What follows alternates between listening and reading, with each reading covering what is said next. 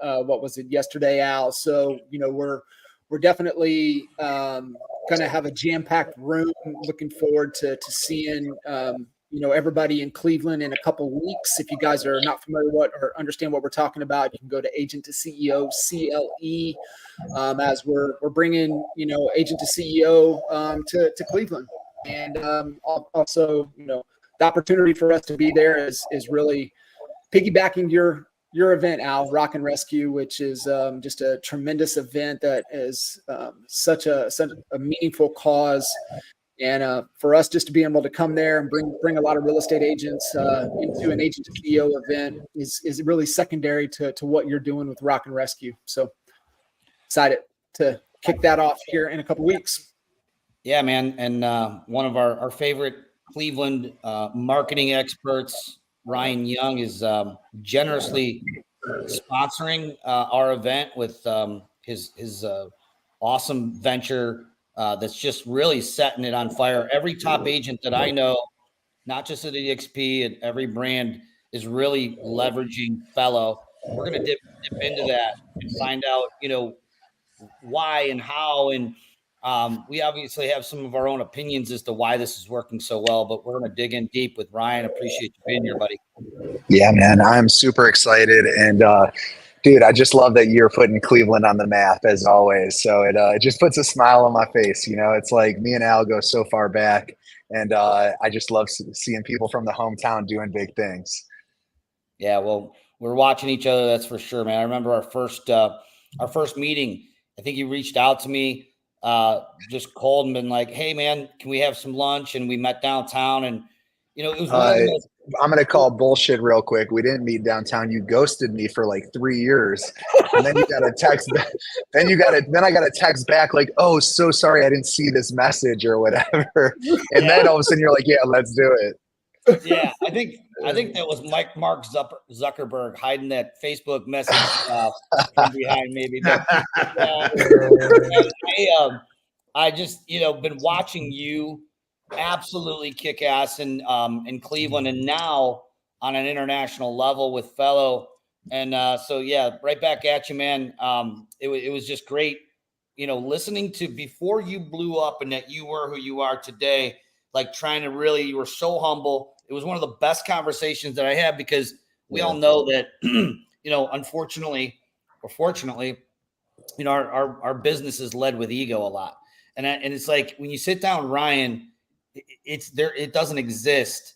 You have the most humble guy who's like genuinely interested in me. And I believe that that's one of the biggest secrets to your success. If you didn't know it, now you know it. So, man, I remember you had that cool spot. You had that loft in it was on in Asia Town or something like that. And it was like super cool. It's like, and now that area is blowing up. So that was the edge of Cleveland State University. We had appointments today.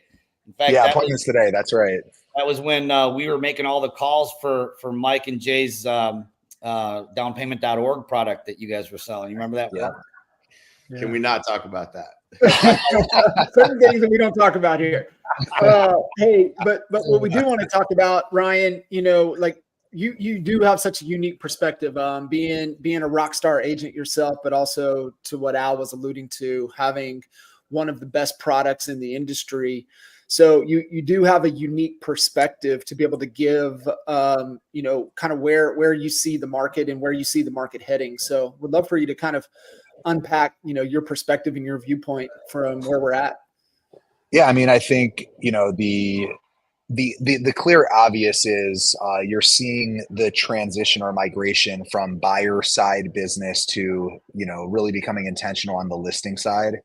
And I think a lot of people, over the past decade, we just became so obsessed and infatuated with the acquisition of buyer leads, right? It was like Zillow, I remember when they had like the little map on the back of Zillow, and you could scroll up and see how many impressions I would get if I kept increasing my budget, and you'd watch your competitors' faces drop below yours. And it was they gamified it so strategically and intelligently that buyer lead acquisition became just this massive way that a lot of us scaled our businesses, right? And I think, the challenge with that is ultimately there was never any true intention or strategy around the transition or migration of like, how do you transition a buyer-based business to a listing-based business? And, Al and me in Cleveland, my business has always been listing based. There are very few though, a lot of you guys know rate really well. It's how a lot of us started. I started moving onto radio and television and, really going deep into the guaranteed sale. So my business always, skipped the buyer lead acquisition and always went heavy seller based. But I think what you're starting to see now is that all these agents are sitting there with these massive databases of buyer leads that they've acquired over the past decade, and they don't really have a strategy around it. So what you're starting to see is a lot of intentionality around database cultivation, not just on the seller side, but just in general. And how do you start driving revenue out of these existing assets that you've already built, right, that you've invested into? And I think that's where you're starting to see a lot of shift into our industry, not just listings, but also really reducing down that new lead expense and really doubling down on what you've already acquired and really into your database. And the way I kind of look at it is we're fortunate. We work with right now about 2,000 of the top teams all over the country. We've been in business for about 2 years, and you're starting to see, I always talk about, do you rent or do you own your business? And when I say that, it's like, do you have assets in your business, or are you currently living paycheck to paycheck, new lead to new lead, right? And I think you're starting to see the teams that have assets, whether it's a brand, whether it's a website that has a significant amount of unique visitors every month, whether it's some sort of proprietary YouTube. Like I know some people that run big YouTube businesses that drive a significant amount, but they own that asset, right? Your database you own, your website, the domain you own. I think you're starting to see people are stop investing less into other people's brands, like portals and stuff like that, and starting to move more into the investment of assets that they can actually monetize, or that produces dividends for a long time to come. Yeah. Ryan, I was reminded of an old Ryan Dice quote. I mean, I read it about 3 weeks ago, and it just has been sticking with me every dang day. And it's exactly what you guys did, right? And the quote or the comment was, most people, they think that they have a traffic problem, but in reality, they have an offer problem. For sure. And I think 100%. That's where you guys uniquely saw the opportunity, like you said, to these databases. And it's like, man, we don't have a lead problem, dude. We just got an offer situation. We got an offer problem. And I think if a lot of agents would think that way, and it's like, dude, man, we've got a lot of leads, right? We've paid for, we've invested, we've done all of this stuff, cultivated into these CRMs, these tools, right? That we've all, especially with us, as long as we've been in, I mean, we've had them all, right? We had, you name it, we had them, we had every one of them. And so I think when you look at these agents that have been in for so long, it's like, okay, well, we got all these opportunities, these leads, that people that we can engage with, but what's the offer that needs to be made to these opportunities right now? Well, what's funny is the offer was really only relevant on the seller side for forever, right? What's interesting is with the settlement, all of a sudden the offer on the buy side is really important and relevant as well, because the buy side of the business is now moving from more relational to more transactional. Okay. And so I think the offer is super important when you're talking about transactional style of business. Here's what I see on the seller side, and this is what Fellow really got right. We love the home value message, but we only like it to get people in the funnel. Okay. And we like it to keep them incubated in the funnel. What I think the biggest misconception around home value is it's a low intent message, right? It's not saying someone wants to sell their home, but I think agents approach home value leads is like, well, I'm calling them and no one wants to sell their home. Well, it's like, that's not even what they came in on, right? The key is to bring them in the top of the funnel through the home value message. I really we do a guaranteed offer message or guaranteed sale still, cash offer. I really like dropping that cash offer message right below the home value. So we drive them in with the home value message, which has a much larger capture rate. So I'm really going wide. That home value message is relevant to any homeowner, right? If you own a home and you see, are you curious what your home's worth? That message is relevant to you to get you in the funnel. The key is, though, you got to start bringing more compelling, more attractive, more middle to bottom of funnel messaging below. And so what we do is we keep bringing them back through the home value message and then keep dangling that cash offer message right below it to start getting them or pushing them down the funnel. And that's where we've had so much success converting through the database, and actually like we resuscitate the database, all these old buyer leads with home value, and then we get them to take action or raise their hand and say, I'm actually interested in selling my home through that cash offer. Has been a really good one for us. Jay, speak to kind of what Ryan had mentioned, going down the path, really cutting obviously with rate, right? Started rate, like what, the reason, hey, let's focus around this guaranteed, home sale offer type of offer to motivated sellers. Kind of unpack, why that message is so important, because to Ryan's point, I mean, we understand that fundamentally, but there's so many dang agents, especially the agents that have been reactive over the last few years, now getting in for a majority of them uncharted territory and waters of understanding, okay, I got to step back and really, think about this differently. What is my value proposition? What is my offer? How do I, craft a message that resonates in today's market? I think if you can fundamentally unpack that, would be really beneficial for all of the agents listening in. Yeah, I mean, it was 2004, I think, when we started Rate, and I did like everybody else. I finally went from chasing business to attracting business. I went from an outbound approach to an inbound approach. And what I realized was, with radio specifically, and I was doing billboards, radio, newspaper, I was running editorial, I was doing everything. But what I realized was that there's a certain audience of people that if you become professionally relevant, that will refer you, and they have never met you. People that don't even know you start to trust you through your messaging, through your consistent, being in front of them, and you start to get mind share.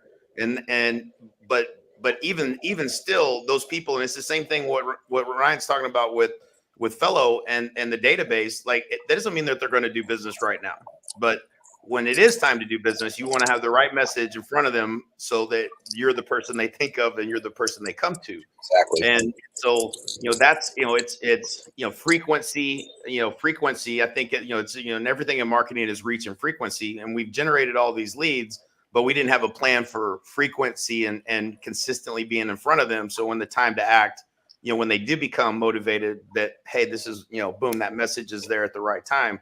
And that's, it was just missing. It was not there. It works in radio and in newspaper. There's certain people that, drive by a billboard every single day. You're making these impressions. And when it's time to sell, they think, hey, I'm going to call you on this guaranteed sell. But, you have this whole database that you're not utilizing and you're not monetizing, that you're just letting everything kind of fall out the back end. And it's true. That middle of the funnel is extremely important. The offer for a seller will always be, selling my home for the most amount of money. If you can sell your home for cash, that's just a little bit better than the guaranteed sell. But it captures the mind of someone who is ready to do something, or something has happened where they became highly motivated where they weren't before, and they're more likely to respond. So those were always the best leads, is somebody who had to sell versus someone who I think I might want to sell, right?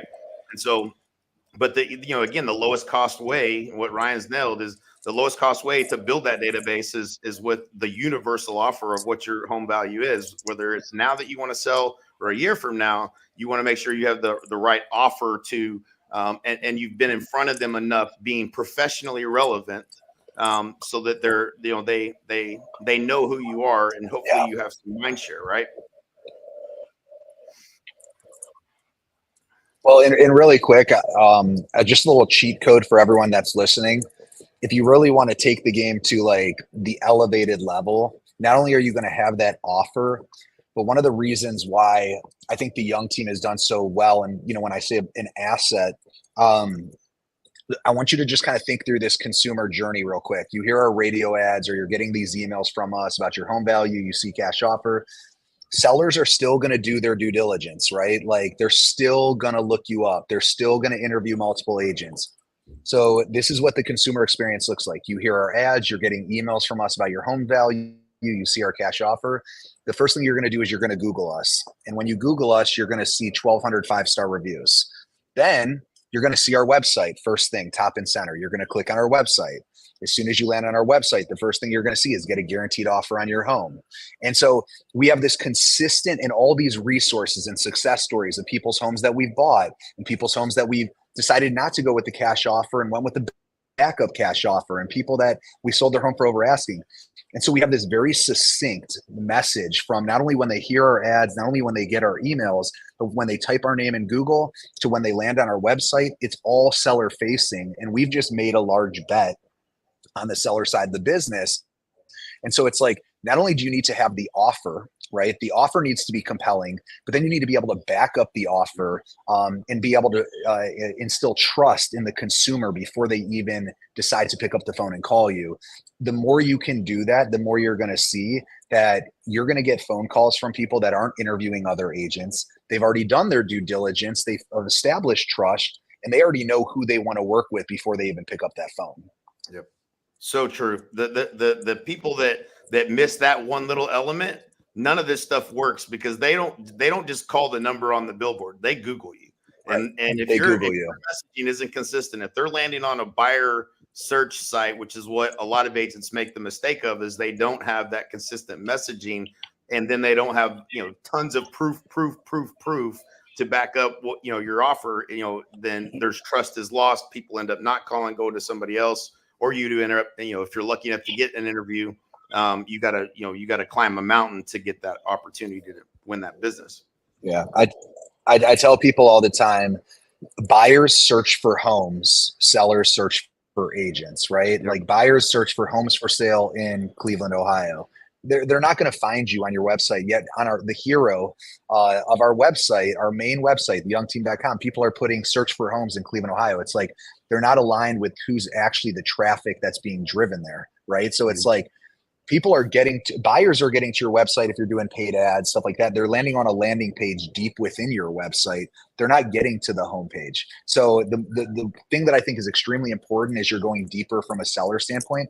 And this is even sellers that we're reconverting and we're incubating from our databases. They're still seeing the brand. They're still going to do the research. They're still going to be diligent about identifying who they want to work with because it's more transactional.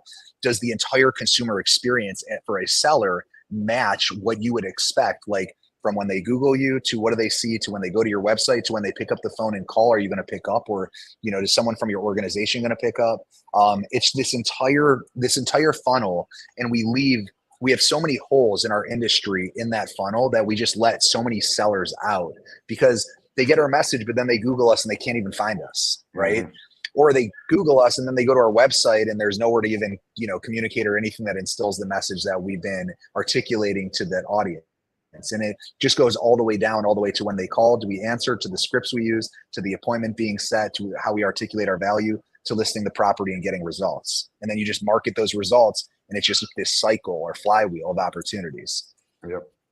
So Ryan, I had a quick question. I was writing some notes here. I feel like what you've created is like what we used to, well, not used to, but still coach on. You got a big database of leads and oh my gosh, I have nothing in pending. And, you start to panic. And what we would do is we would deploy what we call a shake the trees campaign. You've taken that concept and put it on steroids is what I think and just do it the right way.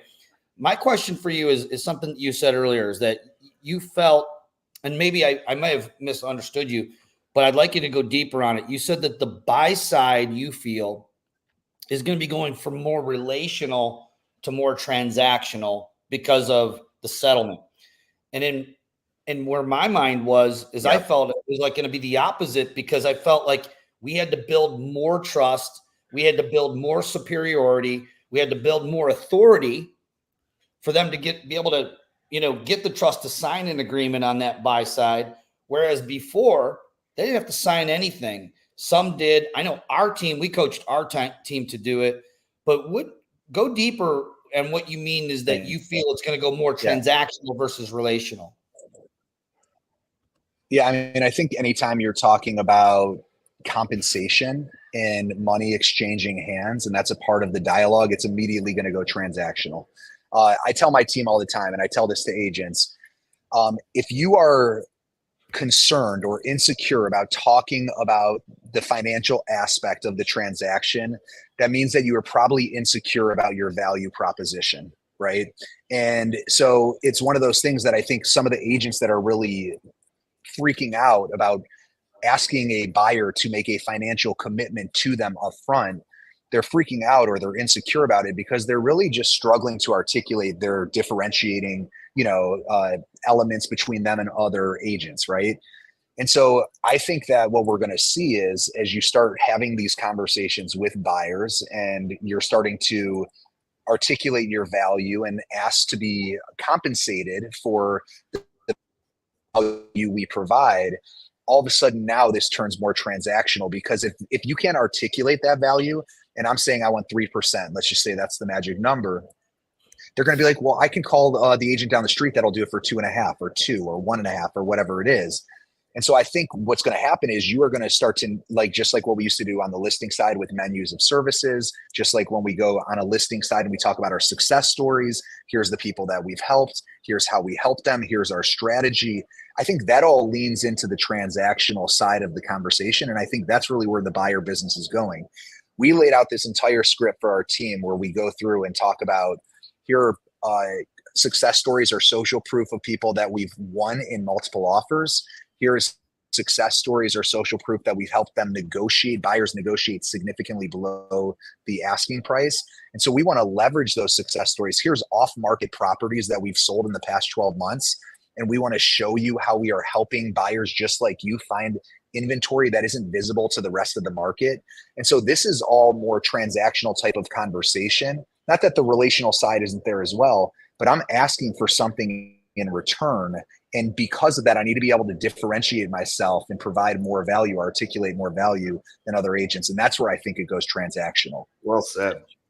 Yeah. Well said. I mean, I said, and I hope you don't mind, I just literally copied that quote down. And I think it's worth repeating. If you're insecure about having a financial conversation with your buyer, you're probably insecure about your value proposition.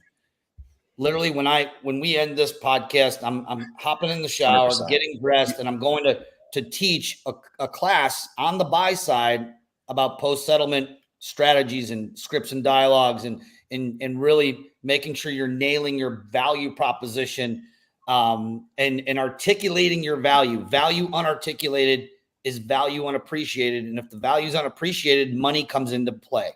Mm-hmm. Money will be questioned. Your fee will be questioned. Yep. And so you couldn't have said it better. That was brilliant. 100%. I share that with the class here in about 3 hours. It was good. It was really good, Ryan. So you know, to kind of continue with that, and where Fellow was making an offer into the database for most people investing in buyer leads. Where do you see the offer now going to the buy side, that besides looking at properties, right? Being able to see that, because they're able to find that anywhere and everywhere. I think the biggest thing, what we're discussing internally on the Young team, is off market. And this is where and I'll kind of piggyback or plug Fellow really quickly. What Fellow does is it helps agents convert their buyers in their database into sellers, into homeowners. So the first thing we do is we find all the homeowners that are in your database that you didn't even know about, and then we start marketing to them and creating engagement. And the reason why I think this is really important is when it comes to articulating an offer or value to buyers, I think the off-market strategy is the biggest differentiator you can find. And this is where all of a sudden the value, the asset of your database that you have of homeowners becomes really valuable. So let's say, for example, Al calls me up. He wants to buy a house. He's looking in Bay Village. I've got probably 2,000 homeowners in my database that are actively engaging with these home value emails, that are looking at our communications, the way we're marketing with them. So then what I do is I say, tell me more about what you're looking for. And so I go into Fellow, and he says, I'm looking between $500,000 and $1 million. So I carve out everyone that's within $500,000 to $1 million. And then what I do is I start saying, well, let's become really intentional, because we still have 500 homeowners. Let's see the people that don't have a mortgage on their property or have over a 5% interest rate, because it's more likely that they're going to sell than someone with a 3%. And let's find people that have been in their home for over 10 years or 15 years or 20 years. So what I'm doing is we're sitting down with buyers, and we're actually leveraging the asset of all the homeowners in our database and showing them who else is become this intentional about finding homeowners for you. We're going to start communicating with them, letting them know that we have great buyers that are ready to go, and would they be open to having a conversation off market. And so when you can sit down and actually show a buyer, not just tell them that you're going to find them off market, right? And show them actual homeowners that are engaging, that are actively clicking on their home value dashboard, that have maybe raised their hand before. All of a sudden, the buyer is going to get a lot more excited about all of these opportunities that they can't find on Zillow or Realtor.com. And then I'm going to ask them, I'm curious. I know you're probably going to talk to other buyers agents. This is a large investment you're going to make. Of the ones you've talked to, how many of them have gone this deep into helping you or showing you some of the off-market opportunities that we have access to? And we already know what that answer is, right? They're going to be like, no one even mentioned off-market opportunities, let alone already starting to carve out people in their database that they think would be a good fit, and then creating some sort of like showing them, here's how we market to them once we know. We'll put letters in their mailboxes. We'll even door knock if we have to. We'll reach out to them. But these people have already seen our brand because they're engaging with our marketing, right? They've already raised their hands in some capacity because they've been requesting their home value or requested a cash offer at one point in time. It's a much higher likelihood that they would be open to having a conversation versus me just, random putting envelopes in people's mailboxes. So I think that off-market, if you do not have an off-market strategy and you really want to compete as a buyer's agent right now, I think that needs to be your biggest priority, because you can offer, we do other programs like, if you don't love it, we'll list it for free, love it or leave it. That stuff doesn't move the needle enough in a competitive market. You need to be able to actually show them, give them something that they feel like they have exclusivity to, give them something that they feel really special about, like that no one else is doing, that they can brag to their friends about, we're getting into these off-market properties. And I think you'll see the needle will move.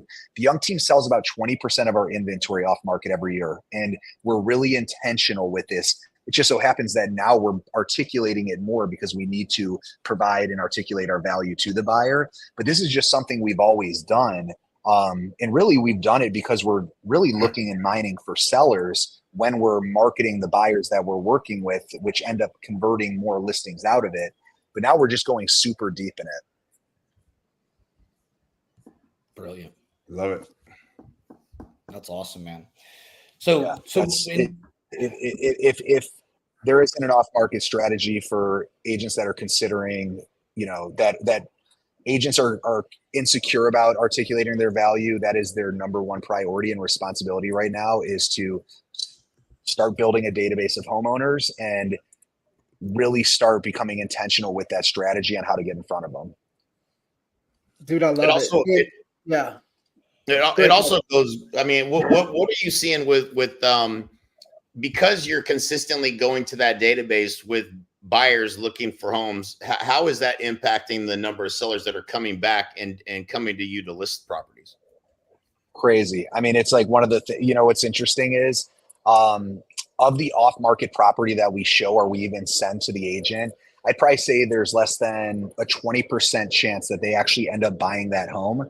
Here's the best part about it. The majority of sellers that are like, yeah, I'd be open to it. Well, a lot of times after you show their house once, or even you start planting the seed of like, here's what's going on. We've got reload buyers, or these buyers just sold their house, or whatever it is. As soon as they commit to it and they start saying, I'd be open to it, what's so interesting is the amount of sellers that actually come back to you and are like, look, we can't stop thinking about now moving. Like, and it's like, it's planting that seed. And don't do it disingenuously, right? Like, they're like, the intention is not to do a bait and switch. Get every buyer, though, should be an opportunity to start marketing that buyer to sellers in your database. And what will happen is organically, they'll come back to you and they'll appreciate that you're being proactive and creative and trying to find them opportunities that other agents aren't doing as well. So it's like, it's just this is what we built our business off of. We're about 60% listing based. We're not a flex team. We don't have Zillow leads. We don't have Realtor.com leads. We built it off of leveraging buyers that we have to go and, find homeowners. And then we go and basically market to those homeowners. And then every new listing is an opportunity to market to buyers, and every new buyer is an opportunity to market to potential sellers, right? And if you're not playing this like marketplace game internally, you're missing out on a lot of profit a lot of margin in your business, because that means you're relying on third-party sources to continue to build your business. It's a much more entrepreneurial way to scale your real estate team, and it's a much more profitable way to do so. Agreed. I love it. I love it. So, talking kind of, realigning services, obviously, kind of creating, and maybe, shift a little bit here to a lot of, more seasoned agents, more successful agents, everybody, definition of success, maybe been in the game for long enough, have a big team, being able to kind of get out of production as much as possible. And, I've always been kind of the belief within real estate, for most people to truly get all the way out of production and still running their team, they've moved on to something else, right? There's another opportunity, right? So like with Al escaping production, he had appointments today in the beginning, right? So he had something else that he was in pursuit of. Cuz no different, right? With coaching organization, with KR and working with Mikey and all of that. So like understanding with a lot of agents that get to a point, they try to create a product or a service as a value add, as a hook either for a business opportunity or recruiting or whatever the case may be. Like kind of talk about that product creation when you guys started to come up with Fellow, because, I think that's where a lot of agents kind of get in trouble, is that they let go of the monkey bars that's really feeding them and serving them so well to go chase another endeavor, and then they got to get sucked back over, right? I mean, Cuz did it. Took us 3 times out of production because he had to go back and not let go of the golden goose that was funding and feeding everything. So I think it's really important to understand that transition. I would love for you to kind of talk about how you were able to kind of transition, get fellow up and going, as a lot of agents are out there. I mean, they're thinking about that, entrepreneurial, right? They're just thinking, hey, dude, I got a product here. I got something here. But I think, hearing it from your perspective would be really beneficial for them. Well, it's funny, just really quick. I emailed Gary Keller a couple weeks ago, and I said, you wrote The Millionaire Real Estate Agent, which was kind of the Bible, for so many agents. But I'm like, what's the billionaire entrepreneur playbook? And I'm like, so many of us agents, like 7 figures in this industry is like deemed as like the ceiling. It's like, how many real estate owners do we know that own teams, brokerages, et cetera, are netting 8 figures? Like, unfortunately, there's just somewhat of a limitation, right, on what we can do and scale with this business.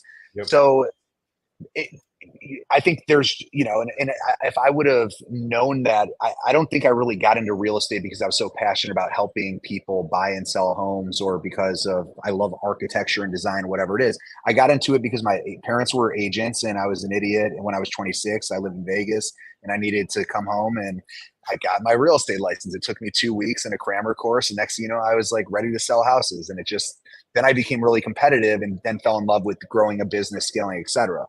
And I say all this because I think a lot of times people start building a new business for 2 different reasons. Either they become really complacent and bored with real estate, right?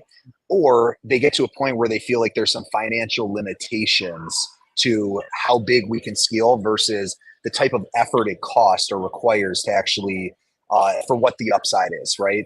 And so the first piece is let's just say complacency. I think a lot of people start playing around with all these other things because they just are, it's just become monotonous and redundant, and it's the same thing year over year over year. And we just get bored.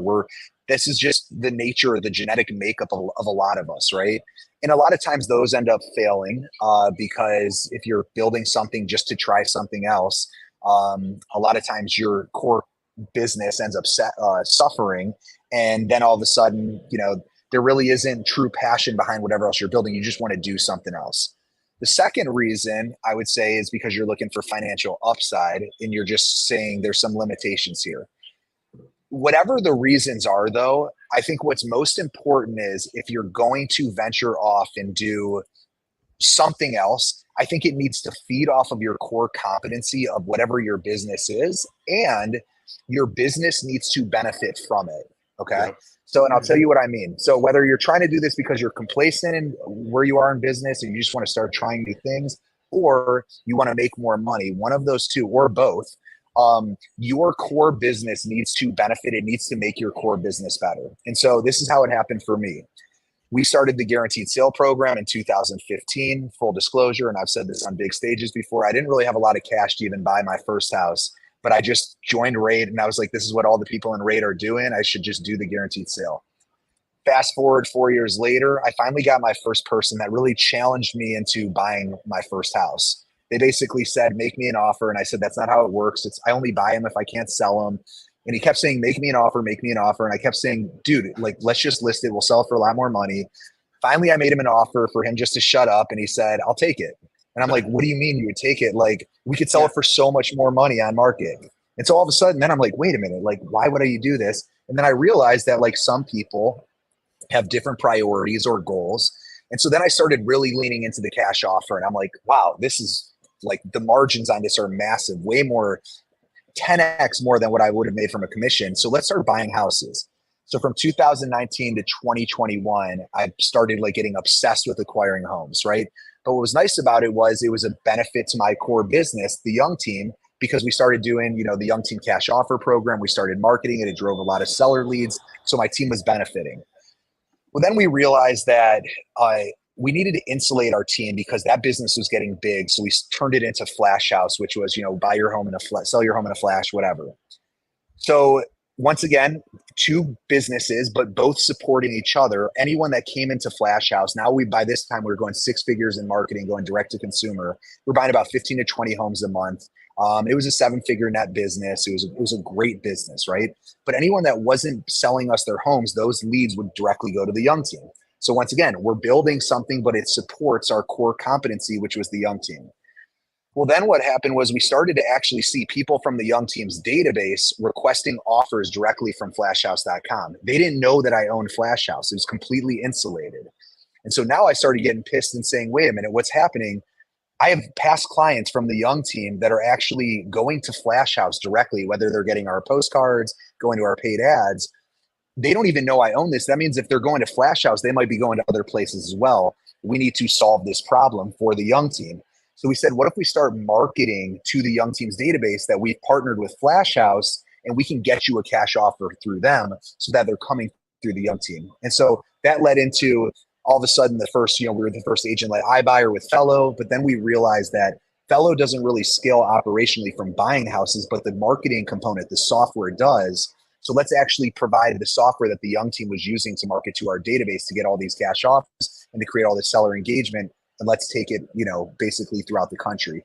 And I tell you that story because like each thing we were building was one building block off of another, but the Young Team continued to benefit the entire journey. And it wouldn't have been possible. It wouldn't have been possible if the Young Team didn't benefit. So if you're thinking about building something else, make sure that your core competency, your core foundational business benefits from it. It is so much more likely that you will succeed. And not only that, but you can also market the success that your business had from that. Like when you think of like, product market fit.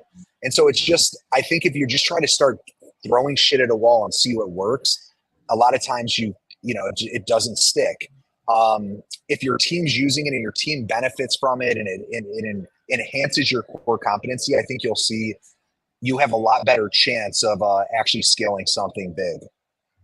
Yeah, that's great. I love you sharing that story. It's so spot on. I don't know if that makes any sense. Your guys' faces are all frozen. Yeah, no, it's we're nodding it because my gosh, yes, it really does.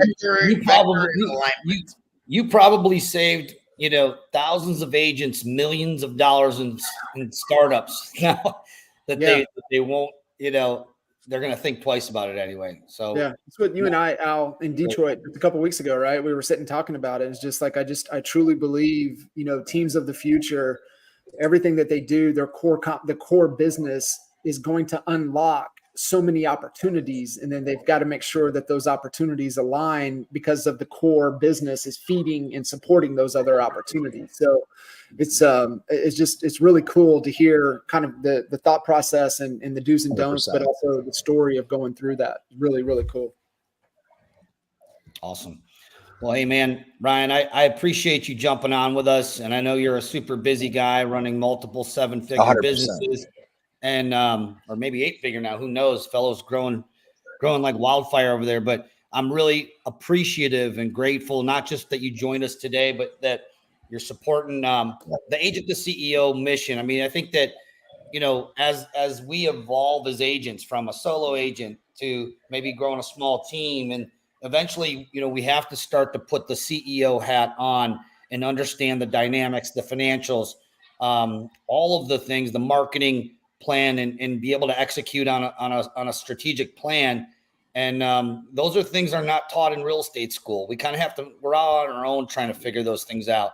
So I appreciate your support on the event. I'm excited to hang out with you at Gary LaVox and have some fun with our industry friends. These two guys are going to be there. We got Leo Pareja, our CEO, is going to be coming in, and we got a star-studded group that we're going to be presenting. So we look like we might have lost Ryan on some Puerto Rican internet there. I'm telling you, Texas internet is worse than Puerto Rico. It is. I can second that. Yeah. I'm working off my phone today, so that should just tell you. Oh wow! There you go. All right, good stuff, guys. Fantastic call again, and really the true essence of what the whole one big fire movement is really about, right? You know, we all have great flames, great fires, but coming together is really, where the magic and the power really happens. Absolutely. Appreciate you, Ryan. Thanks, Jay. Yeah, John. sorry I dropped off there. Appreciate you guys, and stoked about just all that you're doing. And real quick, just to piggyback off of what I was saying before I cut out there, you guys are a testament to everything that I just said of like the way you use your core competency. I mean, think of like, your businesses that turned into coaching, that turned into different multiple products, that turned into, this right here. It's like, I think that is, I think you guys are a testament to like leveraging something really strong foundationally to build off of and create additional opportunities. And I think that too many people try to build the next thing before foundationally their core competency is there, and it's like, they're so eager that it's like, then what happens is that's already weak. So then their core competency breaks, and then everything is diluted, and then you just, it never sticks. And then all of a sudden they don't understand why it didn't work. And so I know kind of piggyback on that a little bit later, but it's like one of those things, like foundationally make sure your core competency is a pillar. And then from there, everything else is so much easier to build off of it. 100%, man. I mean, literally spot on. So yeah, it's so important. What you're saying is so critically important, to be vectored in alignment, because you have a limited amount of resources. And what happens, I think, for a lot of us that get to this higher level, is a lot of opportunities come your way, more opportunities. And you have to run them through a filter of, is this in alignment? Is this going to help me better what my core competency is, as you said? And is it going to be in alignment? Am I getting and making things better for my team? And then that evidence of that is what allows you to scale what you're doing, that's in alignment. And so super important. It was something that was a core value of ours, was like, if we weren't using it, you couldn't sponsor our event. You couldn't come to our event. We weren't going to talk about it from stage. We had to have been using it and had success with it, or someone that we knew had to have a high level of success and endorse it before we would ever even let people in the room. And I think that was, something people came to appreciate about what we were doing. Well, and two things to that really quick. Think of just what we initially started talking about seller marketing and the success and social proof and stuff like that. It's the same thing. Like, buyers want to buy from someone, buyers of product, consumers want to buy from someone that they trust, right? And so the more you can establish trust, just like, what you said about establishing trust because you use the product, it works, right? Here's the crazy thing is, although Fellow's only 2 years young, it's grown so fast that now we're at the place with Fellow as our core competency. And we're now starting to go through this ideation of like, what's next from Fellow? Is it adjacent verticals? And so it's like, we keep bringing ourselves back to the core competency of like, we want to continue to make sure we're investing in the pillar of what's gotten us to be fellow before we dilute and start building off. So what's so interesting is while the young team was originally the pillar, the foundation to fellow, now fellow has obviously grown to a place where we've seen such consistency and such predictability into the growth of the business that we're now having these type of conversations of like, what's next. And as you guys can appreciate, when you look at, total addressable market or TAM in the real estate industry, there's only so many agents. And when I talked about, real estate businesses being 7-figure businesses, well, Fellow is an 8-figure recurring revenue business. And it's like, if we stay within the real estate industry, that's probably the lane that we'll stick in, versus if we start adding adjacent verticals, how can we get into 9 figures in recurring revenue? And so I say that because like, it's the same problem. It's bigger scale from where my real estate team was, but it's the same concept. It's like, how can we build things? And the reason why we're talking mortgage next is because we feel like mortgage actually supports agents and and they can lean off of each other. So for example, we're moving into a co-marketing module so that agents can bring their lenders in, which can reduce down the agent's expense on Fellow. Then we have lenders on our platform. We can start building a product that empowers lenders to start getting more out of their database. Once again, they lean on each other to both provide each other provide each other value. Otherwise, we wouldn't do it. If we immediately just went into auto, well, there's no synergies between the existing product, the core product that we built. So it's like, how do we build off of each other to make them both better? Yep. Yeah. Love that. So good stuff. Awesome, brother. Appreciate you. Appreciate you guys. And can't wait to run this back and do it again. Yeah, man. If you guys need anything, holler at me. You got it, man. Appreciate you. Later. See ya. Awesome. See you guys. See ya.